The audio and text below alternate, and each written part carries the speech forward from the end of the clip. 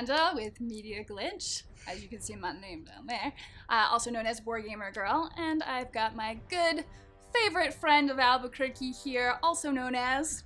Joel VALLIE. You guys know me. I almost came in on that segment. Did you see that? No. Even though we had just 2 minutes ago. He was trying to bully me and that's why you don't smoke pot, kids. Hashtag no bullying. Because you don't have any memory when you get older. Sorry.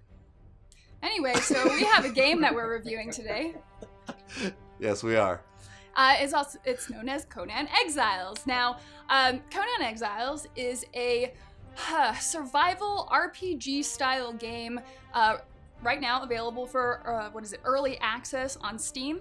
The base price for it's $29.99. For an extra $30, you can upgrade to the Barbarian Edition. $29.99? $29.99 for the base game. Gotcha. And an extra $30 gets you a whole bunch of extra goodies. If you're a Conan fan, you get like a digital comic book, a t-shirt. You actually get the rule set for the pen and paper RPG game, which sounds totally worth it to me. And I think you get access to a Savage Rhino mount, which I'm not sure where that fits because I don't know that you can ride mounts yet in the game.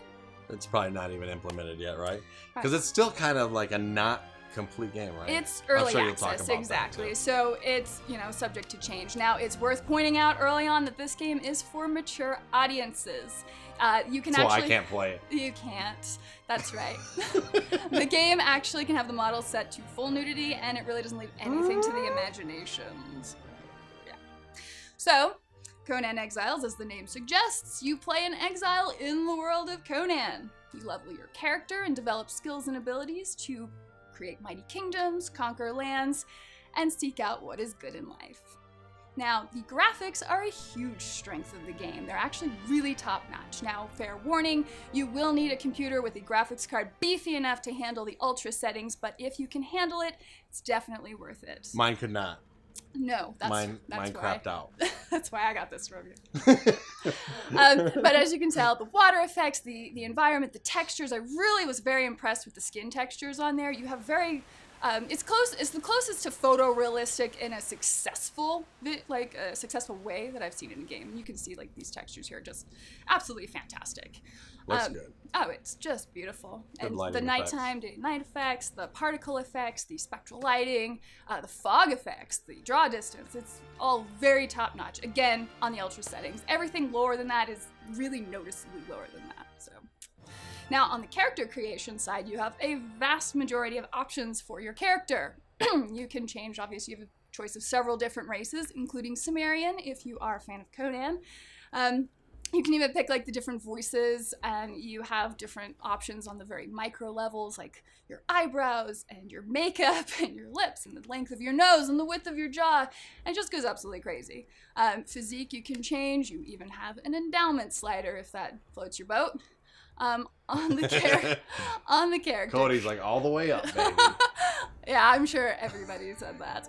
On the character creation, you also get to choose your religion, the religion that your character will follow, which can give you some benefits later in the game since you develop like shrines and stuff like that. Right on. So let's talk a little bit about the menu screens.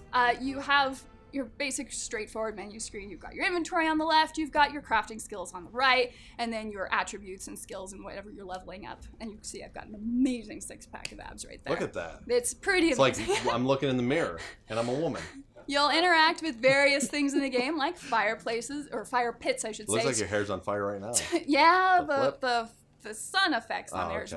are really strong. Anyway, you're interacting with, say, fire pits to cook food, or forges to smelt metal. You're interacting with all sorts of things like that. Crafting is a really large part of the game, because that is how you mostly level. You're going to be creating all of these items. You develop your skills, and you're learning all these extra recipes and things, which is always a little bit of a pet peeve for me when you start in on these survival RPG games, because you're obviously like a full-grown adult, but you don't know how to make a campfire or anything like that. Would you say it's like Minecraft for grown folks? In a way, if you like if it was met with a grittier, darker, angrier view. Right.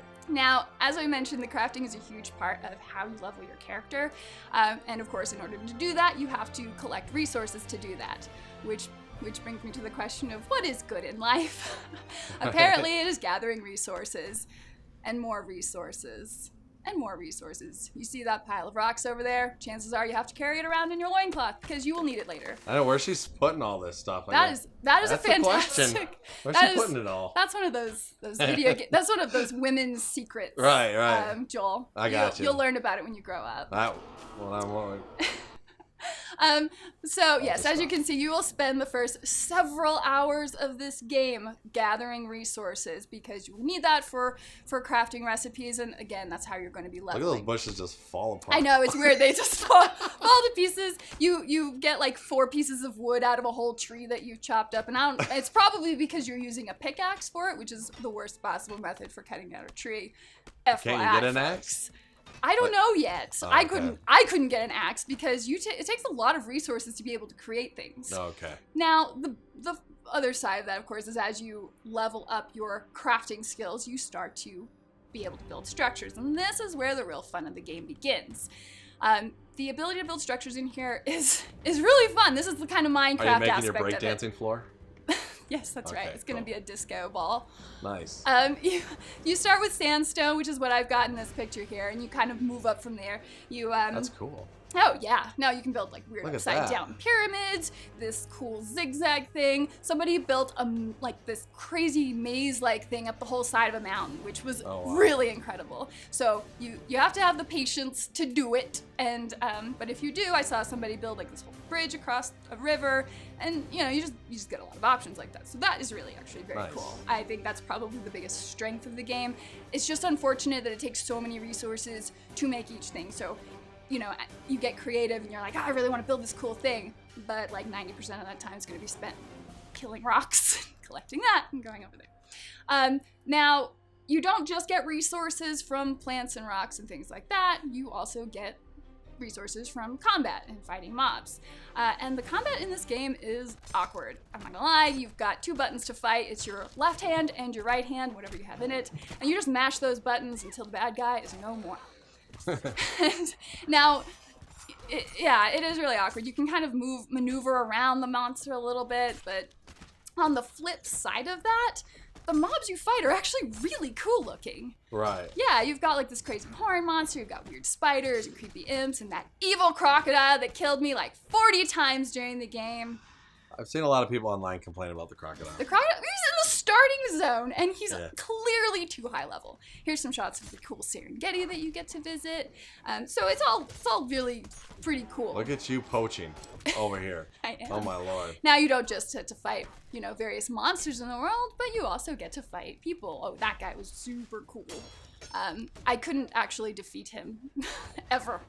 Yeah. So yeah, and I don't even know what that is. I didn't even bother. That was just like, nope, Cthulhu. He doesn't seem Cthulhu to be. clearly sent you. I'm done.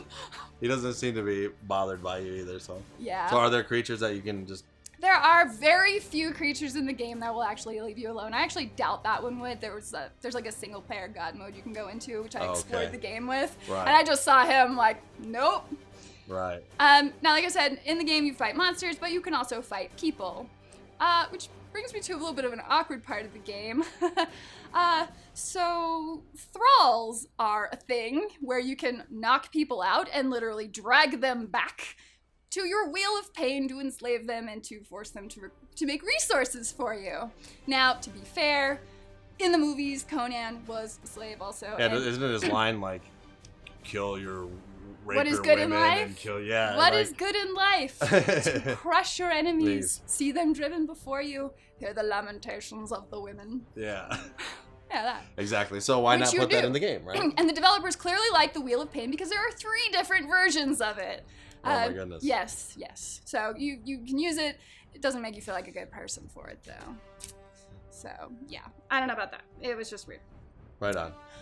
So I'm trying to think of what else there is in the game. So I would be remiss to talk about the game if I didn't mention the community. Obviously, this is an online game. You are on, there's several different server options, official and unofficial. I was on an official server, which has a maximum of like 40 players at any given time. And that seemed like a pretty small number. And actually, whenever I was playing, it never even met that number. I was playing with maybe 20 other people. And so overall, the world kind of feels empty, I'm not gonna lie. That was kind of a disappointing part of it just because just because it's an online game where you're supposed to play with other people, why can't you really interact with them? There's some global chat that you can get into and talk to people that way. But for the most part, you don't really have private messaging, you don't have a friends list, you don't have a way of grouping up privately. So socially speaking, the game's really lacking, and it could do a lot better in that regard. It's not complete. No, it's not. And this is still an early access game, and a lot is subject to change. And I will point out that the developers have actually been really good about responding to the community and, questions and inquiries and stuff like that. Awesome. Now I'm trying to think of what else we've got going on here. Now the game, the music-wise, I guess I could say that it's very atmospheric. They've got perfectly serviceable music in there. It's fine if you're just kind of running around in the world.